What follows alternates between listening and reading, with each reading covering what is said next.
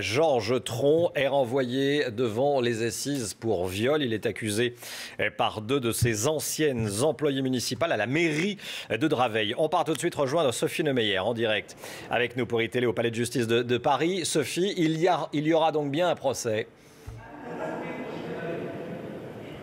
Effectivement, un procès devant les assises, devant un jury populaire. Voilà ce qui attend donc Georges Tron après cette décision de la Cour de cassation, puisque les juges d'instruction avaient tout d'abord décidé de ce renvoi devant les assises. C'est l'avocat de Georges Tron qui ensuite tenté un recours devant la Cour de cassation, qui vient donc de trancher, elle aussi, est favorable à ce renvoi devant un jury populaire. Je vous rappelle que ce sont deux anciennes adjointes de Georges Tron à la mairie de Draveil qui l'accusent de viol et d'agression sexuelle sous couvert de massage et de réflexologie. Elle raconte des scènes en présence donc du maire de Draveil et également de son adjointe à la culture de l'époque, Brigitte Gruel, également renvoyée devant les assises. Je vous rappelle que Georges Tron, lui, dément formellement ces accusations. Il parle d'affabulation, il parle également d'accusations pilotées par l'opposition Front National au sein de la mairie